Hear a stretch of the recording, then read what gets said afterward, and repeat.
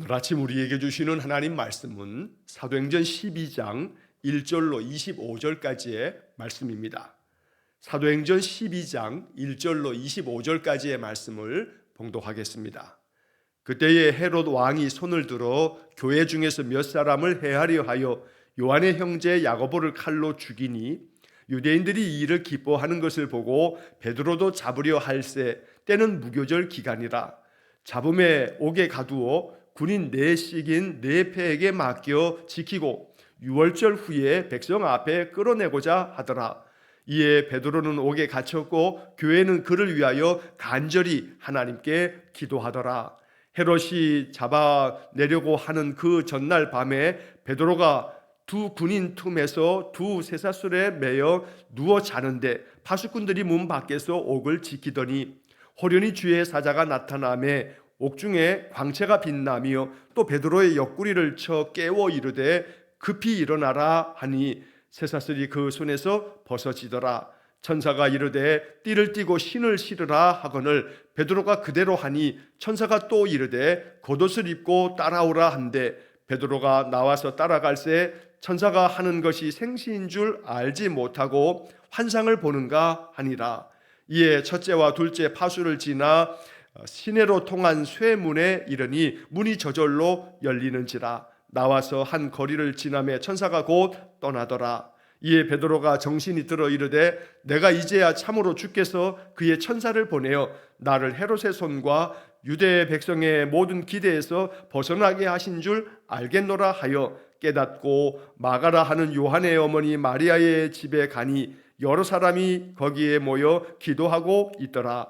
베드로가 대문을 두드린데 로데라 하는 여자아이가 영접하러 나왔다가 베드로의 음성인 줄 알고 기뻐하여 문을 미처 열지 못하고 달려 들어가 말하되 베드로가 대문 밖에 섰더라 하니 그들이 말하되 내가 미쳤다 하나 여자아이는 힘써 말하되 참말이라 하니 그들이 말하되 그러면 그의 천사라 하더라. 베드로가 문 두드리기를 그치지 아니하니 그들이 문을 열어 베드로를 보고 놀라는지라. 베드로가 그들에게 손짓하여 조용하게 하고 주께서 자기를 이끌어 옥에서 나오게 하던 일을 말하고 또 야고보와 형제들에게 이 말을 전하라 하고 떠나 다른 곳으로 가니라. 날이 새매 군인들은 베드로가 어떻게 되었는지 알지 못하여 적지 않게 소동하니 헤롯이 그를 찾아도 보지 못하며 파수꾼들을 신문하고 죽이라 명하니라. 헤롯이 유대를 떠나 가이사랴로 내려가서 머무니라. 헤롯이 두로와 시돈 사람들을 대단히 노여워하니 그들의 지방이 왕국에서 나는 양식을 먹는 까닭에 한 마음으로 그에게 나와 왕의 침소 맡은 신하 블라스도를 설득하여 화목하기를 청한지라. 헤롯이 나를 택하여 왕복을 입고 단상에 앉아 백성에게 연설하니 백성들이 크게 부르되 이것은 신의 소리요 사람의 소리가 아니라 하거늘 헤롯이 영광을 하나님께로 돌리지 아니하므로 주의 사자가 곧 친히 벌레에게 먹혀 죽으니라. 하나님의 말씀은 흥왕하여 더하더라. 바나바와 사울이 부조하는 일을 마치고 마가라 하는 요한을 데리고 예루살렘에서 돌아오니라. 아멘. 자, 오늘 사도행전 12장의 말씀을 읽었습니다. 12장 1절부터 25절까지 12장 전체를 읽었는데 내용이 좀 깁니다. 자, 이 12장의 말씀을 통해서 하나님께서 이 초대교회 예루살렘 교회를 어떻게 든든하게 세워가는가라고 하는 것을 또 하나의 사건을 통해서 말씀하고 있는데, 그런데 이제 이 본문의 이야기를 우리가 살펴보기 전에 오늘 구절의 맨 마지막 구절을 보시게 되면 25절에 이러한 말씀으로 12장이 끝납니다. 바나바와 사울이 부조하는 일을 마치고 마가라 하는 요한을 데리고 예루살렘에서 돌아오니라. 바나바와 사울이 부조하는 일을 마치고 예루살렘에서 돌아왔다. 즉 이 말은 바나바와 사울이 지금 우리가 앞에 이제 11장의 마지막 부분의 이야기에서 어떤 이야기가 나오냐면 이 예루살렘과 유대 지방에 큰 흉년이 들었습니다. 그래서 흉년 때문에 예루살렘 교회 성도들도 참 많이 어려웠습니다. 자, 그러자 저 북쪽의 시리아 땅 그 너머에 있는 이 안디옥 교회 사람들이 예루살렘 교회가 흉년으로 말미암아 참 많은 어려움을 겪는다는 이야기를 듣고 각각 자기들이 원하는 대로 뜻을 정해서 부조를 합니다. 선교 헌금을 보낸 것이나 다름이 없는 겁니다. 그래서 이 선교 헌금을 보내기 위해서 그들이 바나바와 사울을 보내게 되어지는데, 그들이 이 선교 헌금을 가지고 예루살렘을 돕기 위해서 예루살렘에 내려왔었던 겁니다. 자, 그런데 본문의 1절 말씀에 보면 그때에라고 하는 말로 12장 1절이 시작이 됩니다.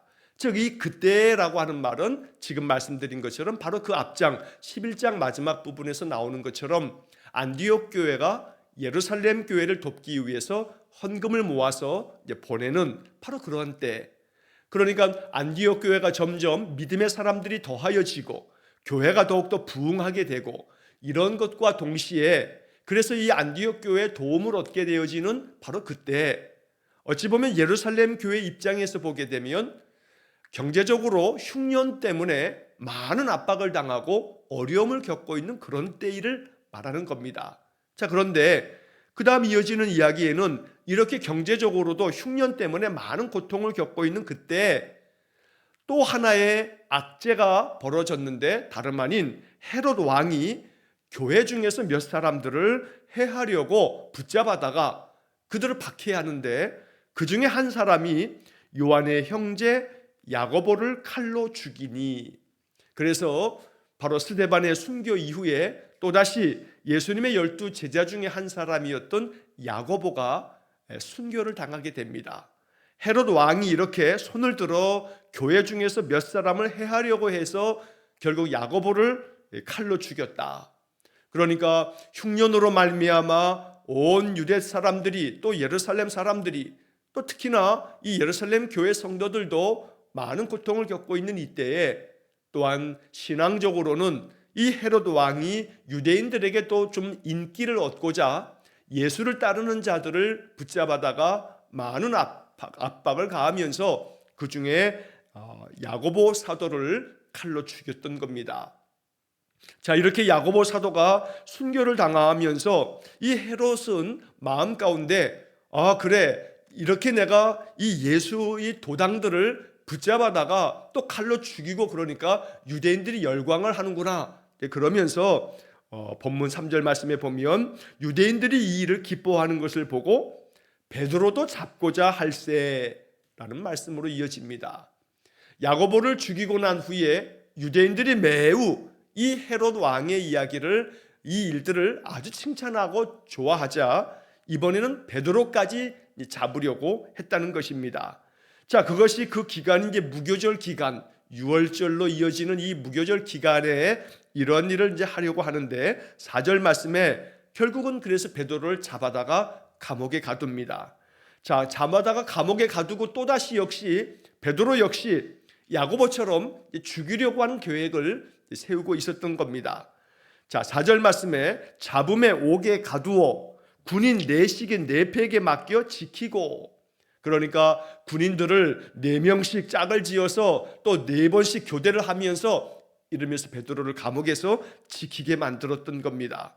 자, 그리고 난 다음에 6월절이 지나고 난 후에 백성들 앞에서 끌어내서, 그래서 이 베드로도 죽이려고 하는 그런 계획을 세웠던 것입니다. 자, 이렇게 야고보 사도도 죽임을 당하고 베드로도 감옥에 갇히고 흉년 때문에 또 많은 압박을 당하고, 이러다 보니 겹겹이 쌓여 있는 이 고난 앞에서 교회는 정말로 많이 낙담이 되었을 겁니다. 그런데 성경 5절 말씀은 이러한 상황에서 교회는 어떠했는가라는 모습을 보여줍니다. 5절 말씀에 이에 베드로는 옥에 갇혔고 교회는 그를 위하여 간절히 하나님께 기도하더라. 베드로까지 옥에 갇힌 상황에서 이제 교회 성도들은 함께 모여서 간절히 하나님께 기도했다라고 말씀합니다. 이것이 예루살렘 교회 초대교회 성도들이 많은 고난과 시련 앞에서 그들이 어떠한 모습으로 이것을 해결해 가야 되는가라는 모습을 보여준 것인데, 오늘 우리에게도 참 많은 영적 교훈을 얻게 됩니다.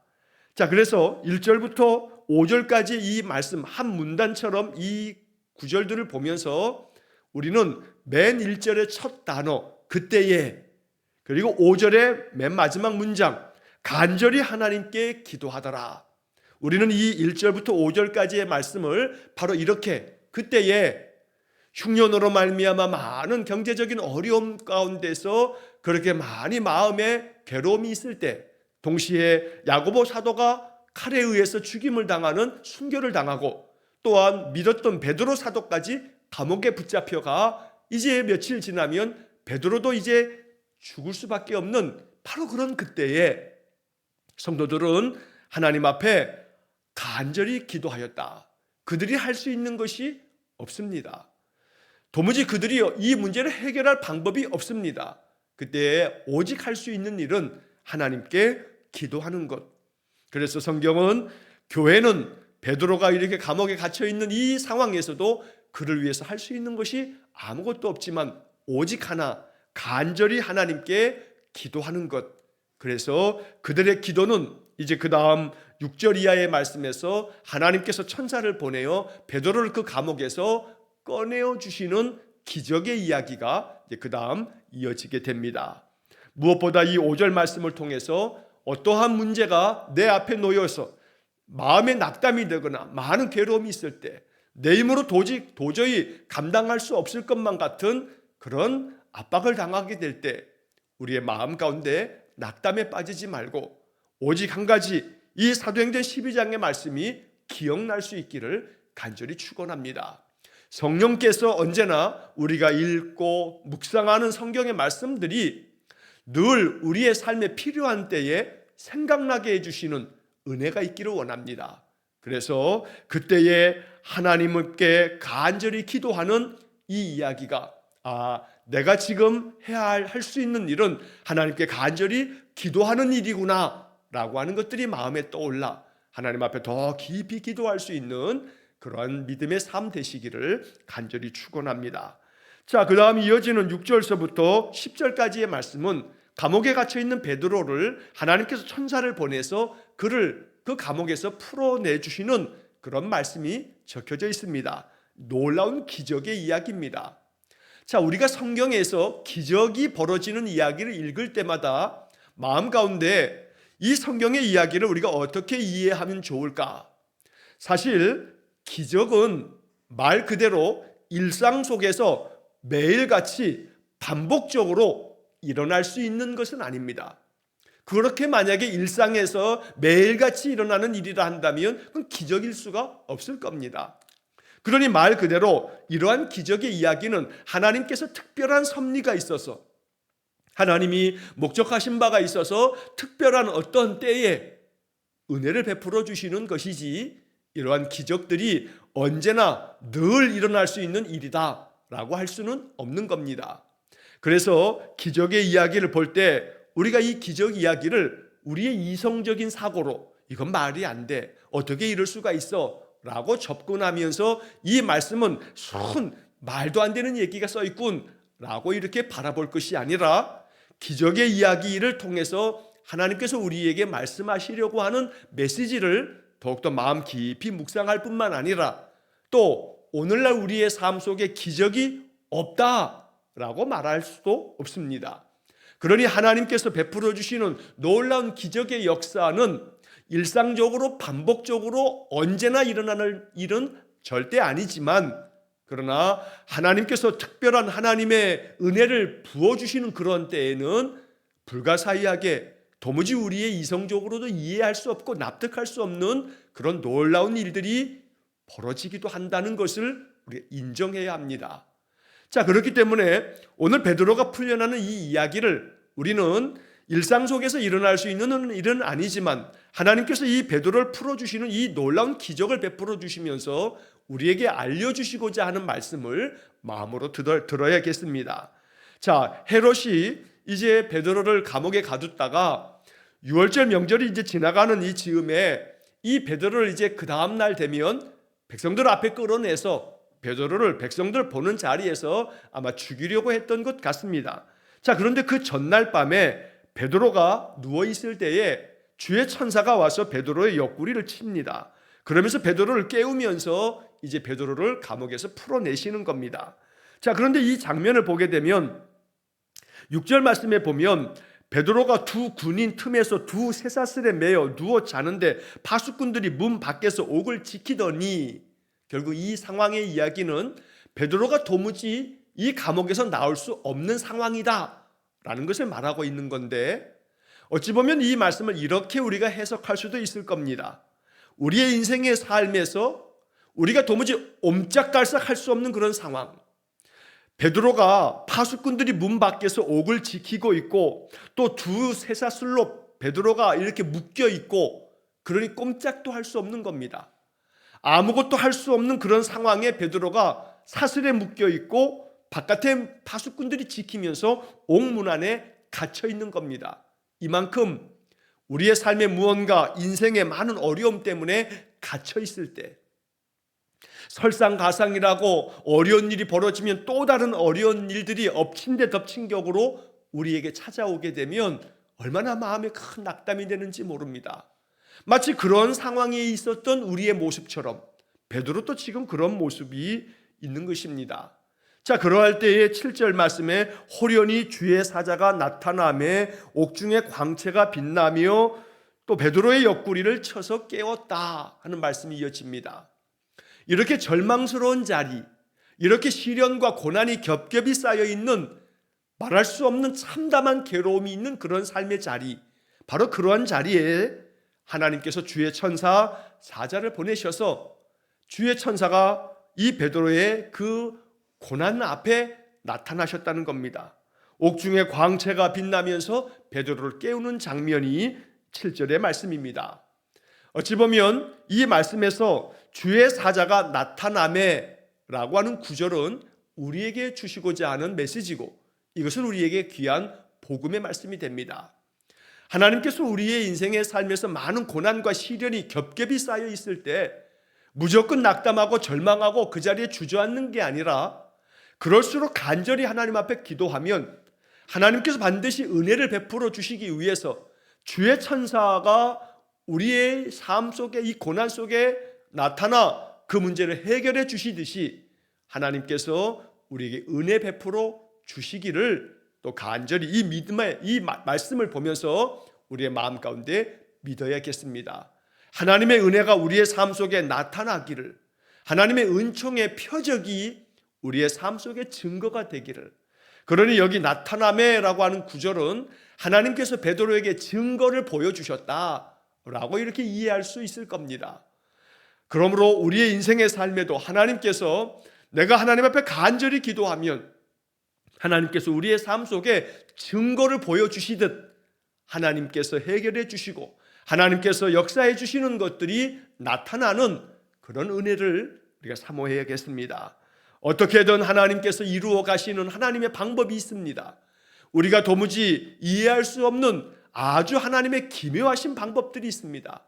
어떻게 이런 일이 벌어졌을까 싶을 만큼 하나님께서 때에 맞추어서 일들을 해결해 가시고 진행하시는 그런 경험들을 우리가 갖게 됩니다. 그러므로 베드로만 기적을 경험한 것이 아니라 사실 우리의 신앙의 삶에도 하나님께서 이렇게 나의 삶의 기도를 들어주셨구나 라고 깨달아질 때 사실은 그건 그냥 지나칠 수 없는 하나님의 은총의 표적이 되었다는 것을 잊지 말아야겠습니다. 자, 그러면서 천사가 베드로에게 이야기합니다. 급히 일어나라 하시면서 그 쇠사슬에 있는, 손에 묶여 있는 쇠사슬들이 다 벗겨집니다. 그리고 천사는 띠를 띠고 신을 신으라 하고 이제 천사가 앞장서서 베드로를 그 감옥에서 끌어내게 됩니다. 겉옷을 입고서 이제 베드로가 천사를 따라갑니다. 자, 9절 말씀에 보면 베드로가 나와서 따라갈 때 천사가 하는 것이 생시인 줄 알지 못하고 환상을 보는가 하니라. 베드로가 이러한 일들을 마음속에 생각하기를, 내가 지금 환상을 보고 있구나. 내가 감옥에 지금 갇혀 있는데 천사가 나를 감옥에서 이렇게 끌어내시는 것들이 이거 환상을 내가 보고 있구나 라고 생각했다는 겁니다. 이것이 정말 지금 생시에 벌어지고 있는 것이구나 라고 하는 것을 알지 못했다. 그만큼 우리가 알지 못하는 사이에 하나님께서 이루시는 일들을 우리가 깨닫지 못하고 지나갈 때가 많다는 것을 이야기해 줍니다. 하나님께서 이루시는 일인데 이게 하나님께서 이루신 일이라고 알지 못하고 내가 지금 환상을 보고 있는 모양이다 라고 하는 생각이 드는 겁니다. 마치 이런 베드로의 이러한 생각처럼 우리도 마찬가지입니다. 우연히 되어지는 일들은 마치 베드로가 이건 그냥 실제가 아니고 환상인가 봐 라고 생각하는 것처럼 하나님께서 역사하신 게 아니라 이거 그냥 저절로 그냥 가만히 두어도 되는 거였지 우연이 된 거야 라고 하는 식으로 넘어갈 수도 있겠다는 겁니다. 그러나 하나님께서 우리의 삶 속에 늘 다가오셔서 우리에게 은혜를 베풀어 주시는 손길이 매우 크고 놀랍습니다. 하나님은 많은 일들을 사람을 통해서 행하시기도 하고 또한 하나님께서 그 모든 되어지는 일들 가운데 개입하셔서 보이지 않지만 언제나 우리의 삶을 도우시는 그 하나님의 사랑의 손길을 우리가 느낄 수 있습니다. 생시인 줄 알지 못하고 환상을 보는가 하니라 라고 하는 이 이야기는 어쩌면 우리가 지금까지 살아가면서 이렇게 우리가 살아가고 있는지도 모른다는 겁니다. 하나님의 손길인 줄 알지 못하고 우연히 되어진 줄로 아는 우리의 모습이 이 베드로의 모습과 닮아 있다는 겁니다. 그러므로 영적으로 깨어 있어서 영적으로 더욱더 예민하고 민감해져 있어서 하나님이 나의 삶 속에 오셔서 내 삶 속에 개입해 주시고 계시는구나, 나를 위해서 돕는 손길을 베푸셨구나 라고 하는 것들을 알아차릴 수 있는 은혜가 있기를 원합니다. 자, 베드로가 이렇게 해서 천사의 인도함을 받아서 감옥에서 나오게 됩니다. 그리고 이 천사는 곧 떠나갑니다. 자, 그제서야 이제 베드로가 정신이 듭니다. 11절 말씀에 베드로가 정신이 들어 이르되 내가 이제야 참으로 주께서 그의 천사를 보내어 나를 헤롯의 손과 유대 백성의 모든 기대에서 벗어나게 하신 줄 알겠노라. 그제서야 베드로가 마음 깊이 깨닫게 된 겁니다. 하나님이 천사를 보내어 주셨구나. 그래서 하나님이 나를 이 감옥에서 끌어내셨구나. 그러면서 베드로가 고백하기를 헤롯의 손에서 벗어나게 하셨다. 또 유대 백성의 모든 기대에서 벗어나게 하셨다. 유대인들은 야고보가 순교당한 것처럼 바로 이 베드로도 그렇게 죽임당하기를 원했던 겁니다. 자, 그러나 유대인들의 그 바랬던 모든 기대에서 하나님께서 천사를 보내어 그거 다 벗어나도록 그렇게 만들어 주셨다. 결국 오늘 우리들이 이 11절 말씀을 읽으면서 벗어나게 하신 줄을 알겠노라. 벗어나게 하셨다. 우리가 인생 가운데서 여러 가지 모양으로 압박을 당할 때 사방으로 우겨싸임을 당한다는 이 사도 바울의 말씀처럼 그렇게 많은 괴로움을 당할 때 거기서부터 벗어나는 길, 그것은 바로 하나님의 은혜를 통해서 이루어지는 것입니다. 하나님께서 주의 사자를 보내듯이 우리의 삶 속에 주의 성령이 도우시며 주께서 천사를 보내듯 우리의 삶 속에 많은 놀라운 표적들이 나타나므로 우리의 마음 가운데 있는 많은 불안과 근심과 염려와 걱정과 두려움과 마음의 많은 괴로움들로부터 벗어날 수 있기를 축복합니다. 그러므로 벗어나게 하신 줄 알겠노라. 바로 이 말씀처럼 우리의 삶에도 우리가 마음 가운데 지고 있는 무거운 짐도 다 벗겨지고 우리의 삶 속에 도무지 내 힘으로 할 수 없는 많은 괴로운 일들도 다 하나씩 벗겨지는 그런 은혜가 있기를 간절히 축원합니다. 자, 이렇게 베드로가 이런 모든 것을 깨닫고 난 다음에 이제 사도들이, 제자들이 모여 있는 곳을 찾아갑니다. 마가라 하는 요한의 어머니 마리아의 집에 가니, 이 마가의 어머니 마리아의 집, 여기는 바로 우리가 사도행전 2장에서 오순절에 성령 강림의 은혜가 있었던, 그래서 성도들이 120여 명의 제자들이 모여서 간절하게 기도했던 바로 그 장소입니다. 그러니 그 집에 가서 그 베드로가 그 집에 찾아갔을 때 오늘 이 12절 말씀을 보니까 집에 가니 여러 사람이 거기에 모여 기도하고 있더라. 베드로를 위해서 5절 말씀에 그들이 간절히 하나님께 기도했다는 말씀처럼 이 마가의 어머니 마리아의 집에서 많은 이들이 모여서 그렇게 거기서도 기도하고 있었다는 겁니다. 언제나 보이지 않는 가운데 기도하는 사람들에 의해서 우리의 삶에 은혜가 더하여지고 있다는 사실도 잊지 말아야 합니다. 그러므로 누군가 나를 위해서 기도하고 있다는 사실, 그 기도로 말미암아 내가 하나님의 은혜를 얻고 있다는 사실, 이것 또한 잊지 말아야겠습니다. 많은 성도들이 이렇게 거기 모여서 기도하고 있는 그때에 베드로는 천사의 인도함을 받아서 감옥에서 쇠사슬이 벗겨지고 그 감옥에서 나올 수가 있었던 겁니다. 모든 것들이 다 벗어나게 되어진 것은 성도들의 기도였구나. 누군가 나를 위해서 기도해 주는 것으로 말미암아 내가 이렇게 하나님의 은혜를 얻고 있는 것이구나 라고 하는 것을 알게 되는 것입니다. 오늘도 우리를 위해서 많은 이들이 기도하고 있음을 기억하시고, 무엇보다 그 어떤 사람의 기도보다 로마서에서 말씀하기를 주의 성령께서 우리를 위해서 기도하시고 주께서 우리를 위하여 말할 수 없는 탄식으로 기도하고 계심을 기억할 때에 하나님께서 우리에게 이렇게 늘 날마다 기도를 통해서 우리의 삶에 은혜를 더하신다는 것을 기억하고, 그러므로 또한 동시에 우리도 또 다른 누군가를 위해서 기도해 주는 기도의 사명을 감당해야겠다라고 하는 것도 마음 깊이 우리가 기도하고 또 묵상해야겠습니다. 자, 이렇게 해서 베드로가 마가의 어머니 그 마리아의 집에 문을 같이 찾아가 그 문을 두드립니다.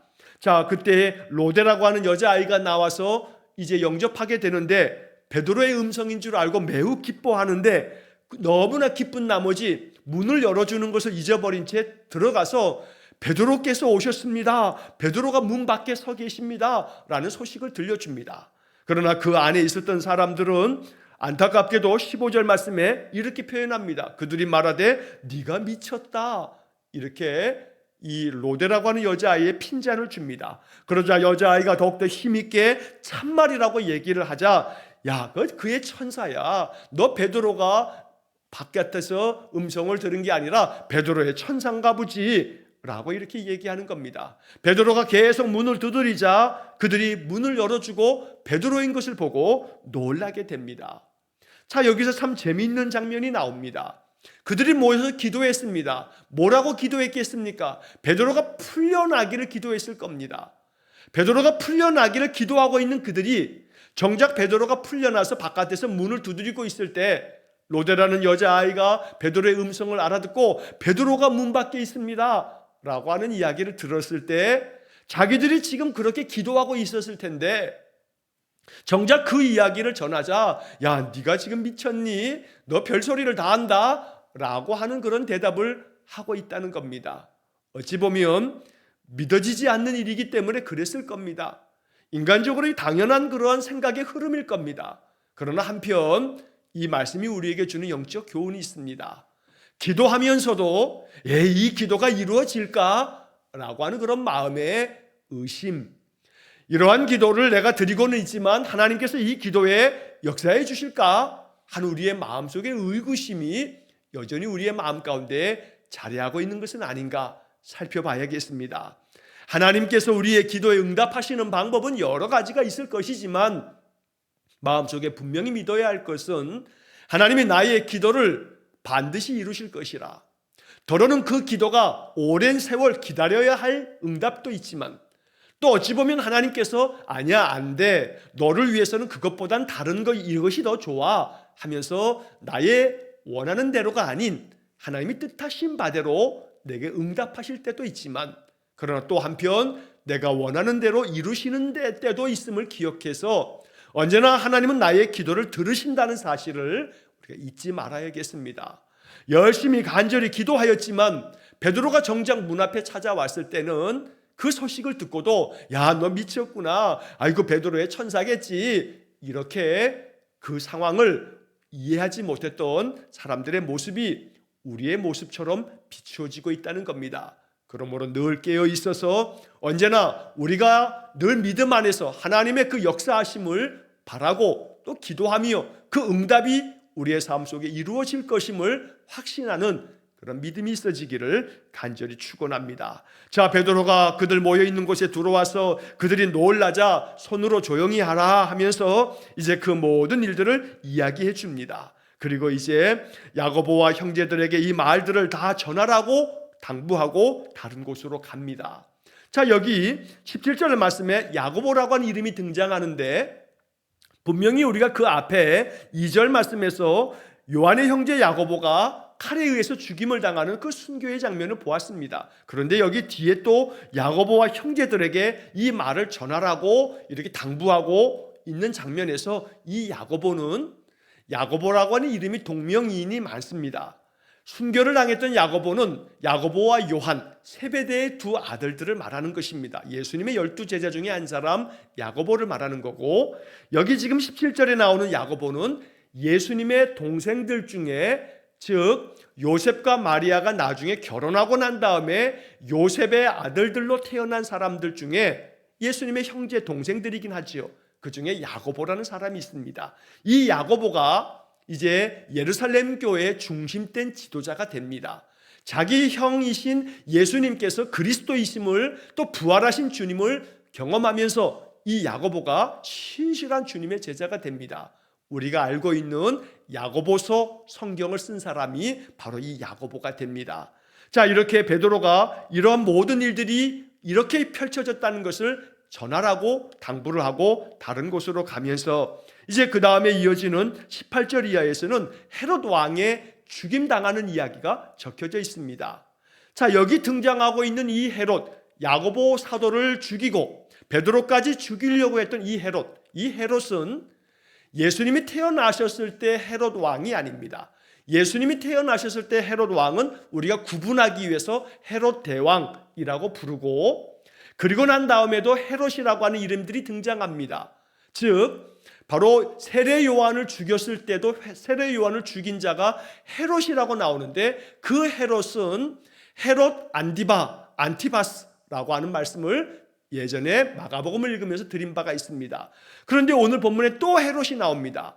이 헤롯은 헤롯 대왕의 손자입니다. 역사적으로는 이 헤롯은 헤롯 아그리빠 1세라고 이렇게 부릅니다. 그래서 똑같은 이름의 헤롯이지만 다른 사람들이다라고 하는 것을 우리가 이해하시면서, 자, 이 헤롯이 이제 가이사랴에 내려가서 그가 많은 사람들 앞에서 이제 연설을 하게 되는데, 그 연설하는 중에 이야기를 듣고 백성들이 그를 칭송하면서 신의 목소리다, 이건 사람의 소리가 아니다 하면서 이 헤롯 왕을, 바로 아그리빠 1세 이 사람을 마치 신처럼 그렇게 여기게 됩니다. 많은 사람들이 아부를 떠는 겁니다. 그러자 이 헤롯이 교만한 마음에 영광을 하나님께 돌리지 아니함으로 말미암아 주의 사자가 그를 쳐서 벌레에게 먹혀 죽었다 하는 그런 이야기가 적혀져 있습니다.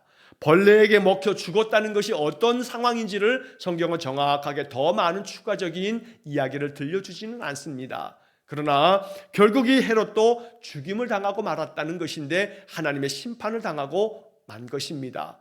이토록 교회를 핍박했던 이 헤롯 아그리빠 1세도 죽임을 당함으로 교회에 대한 그런 핍박은 더 거세게 일어나게 됩니다. 하지만 그러면 그럴수록 24절의 말씀처럼 하나님의 말씀은 흥왕하여 더하더라. 핍박자가 이렇게 헤롯이 죽임당하면서 끝나는 것이 아니라 그 이후에도 사내들인 공회에 의한 핍박은 더 아주 심하게 계속되어졌던 겁니다. 하지만 아무리 박해가 심하면 심할수록 하나님의 말씀은 더욱 흥왕하게 교회 성도들의 그 믿음을 굳건하게 만들어 주었던 겁니다. 자, 오늘 이 12장의 이야기는 매우 긴 말씀이지만 베드로가 이렇게 투옥되었다가도 다시 하나님의 인도하심을 받아 그 모든 것에서 벗어나게 되어지는 이야기들을 보면서 우리의 인생의 삶에서도 하나님께서 언제나 우리의 삶을 지키시고 도우셔서 우리의 모든 멍에를 벗겨주시고 우리 안에 하나님의 말씀이 더욱더 충만해지는 그런 은혜의 삶이 되기를 주의 이름으로 간절히 축원합니다. 기도하겠습니다. 자비로우신 아버지 하나님, 예루살렘 교회가 흉년으로 말미암아 많은 압박을 당하던 차에 헤롯 아그리빠 1세에 의해서 또한 핍박을 당하고 사도 야고보가 순교를 당하고 베드로가 감옥에 갇히고 이러한 낙담과 절망의 때에도 하나님이 주의 사자를 보내어 베드로의 모든 멍에를 다 벗겨내 감옥에서 풀어내시고 또한 기도하였던 성도들로 하여금 하나님이 그 기도에 응답하신 것을 나타내 보여주신 이 모든 증거가 우리에게 큰 믿음이 되게 해 주옵소서. 우리의 삶에도 여러 가지 사방으로 우겨싸임을 당하는 인생의 괴로운 일 많지만 이 모든 것들 가운데 더 간절히 하나님께 기도하면 하나님이 이 모든 것에서 우리를 다 벗어나게 만들어 주시고 우리에게 하나님의 도우심의 손과 그 역사하심이 있음을 나타내 보여 주옵소서. 그리하여 하나님의 말씀을 의지하여 늘 더욱 힘써 기도함으로 인생의 모든 삶에 믿음의 힘으로 승리하는 성도들 되게 해 주옵소서. 오늘도 한날의 모든 삶을 주님께 의탁하오며 예수님 이름으로 기도하옵나이다. 아멘. 우리 구주 예수 그리스도의 은혜와 하나님 아버지의 극진하신 사랑과 성령의 교통하심이 날마다 주의 성령의 능력들이 우리의 삶에 충만하게 부어져 우리의 모든 멍에가 벗겨지고 날마다 참 자유함과 은혜가 풍성한 삶을 살아가기를 간절히 소원하는 머리 숙인 귀한 성도들 위해와 저들 가정과 온 가족들 위해 영원토록 함께 하시길 축원하옵나이다. 아멘.